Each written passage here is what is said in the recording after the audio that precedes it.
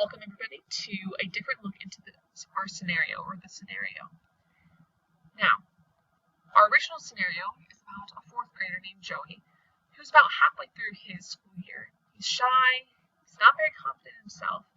He tries his best in class, but he kind of easily gets frustrated with, and he's unable to figure out how to answer certain problems.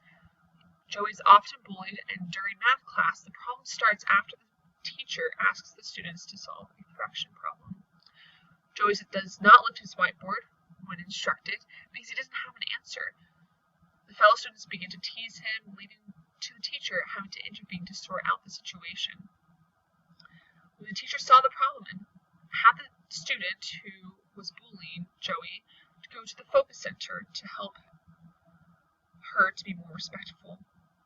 She reminds the class before actually sending the student to the focus center that they need to be respectful to each other and the importance of respect. After school, she speaks with Joey one-on-one to get to the root of the problem and to figure out how she can actually help Joey succeed in being a better student and be more successful. And that's when she actually offers him to give private tutoring lessons in order to have him improve in math. And these are some pictures from our presentation of part 2 of this project.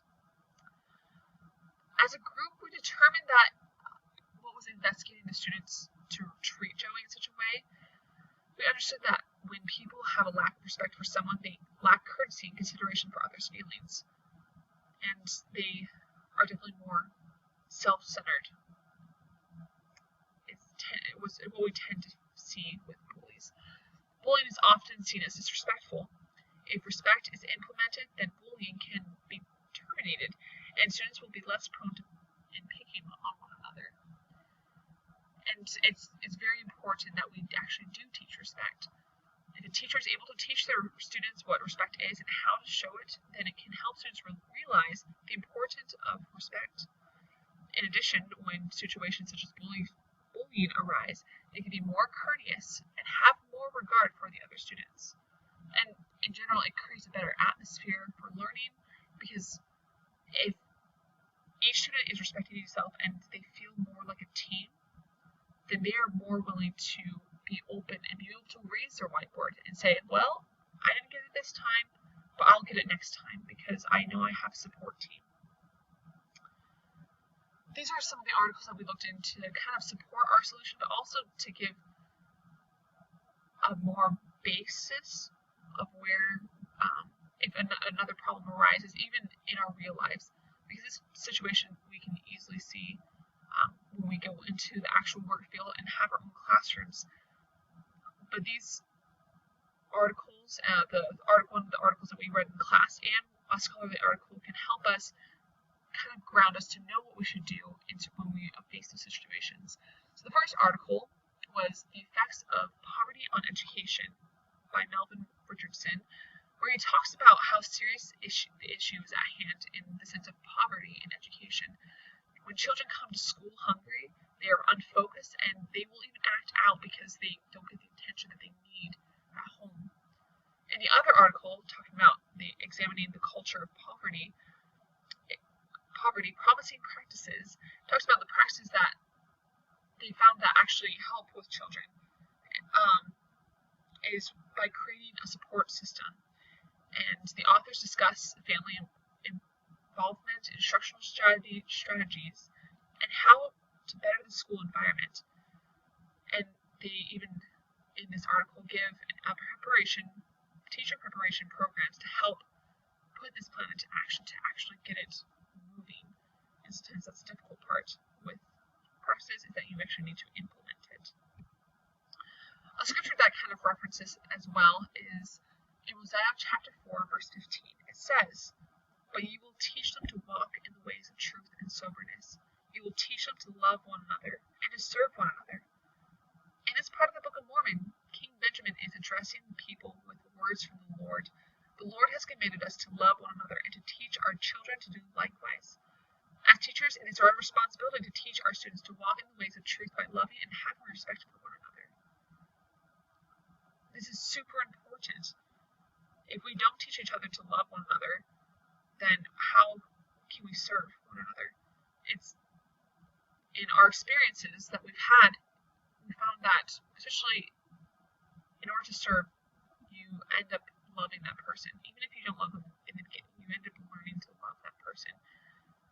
And it's super important to remember that and to teach the children that, because if they're not getting that at home and they're not necessarily getting the love that they need, we need to teach them how to love. And we need to teach them how to love each other, because the students need support from other students and be able to create a good support group so that they may be able to succeed in life. President Uchtdorf taught us in his conference talk, Stop It. When it comes to hating, gossiping, ignoring, ridiculing, holding grudges, or wanting to cause harm, please apply the following. Stop it.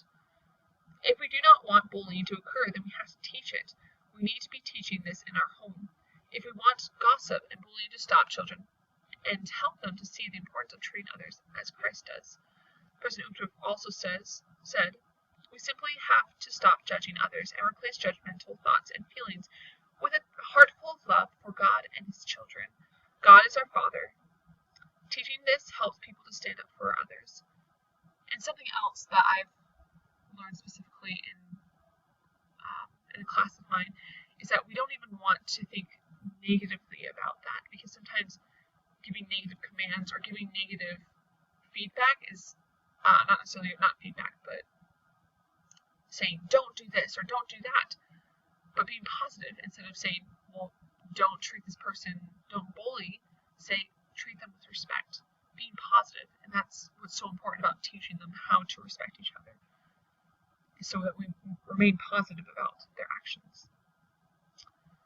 So part of the reason that we chose actually this specific topic is because many of the people in our group struggle with fractions. Even to this day, we still struggle with fractions. And we thought this would be a good topic to kind of arouse a situation, and where a situation actually would come forth.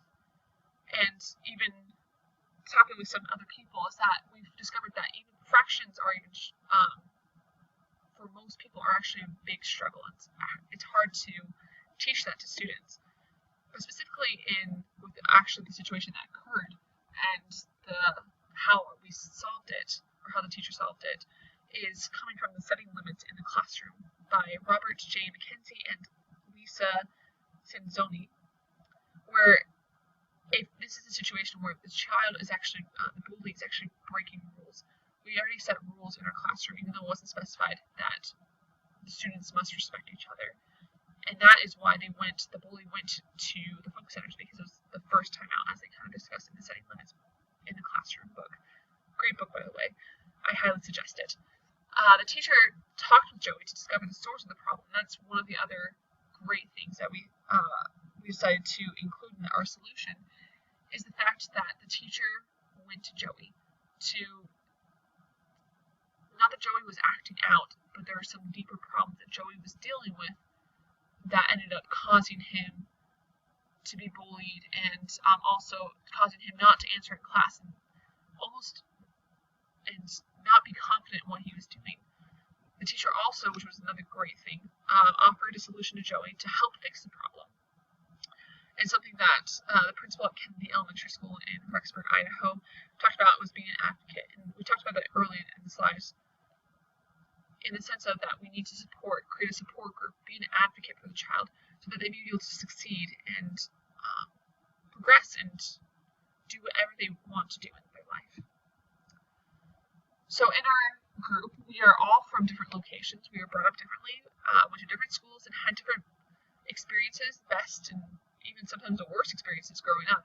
This has really helped our group as we've worked together on this project.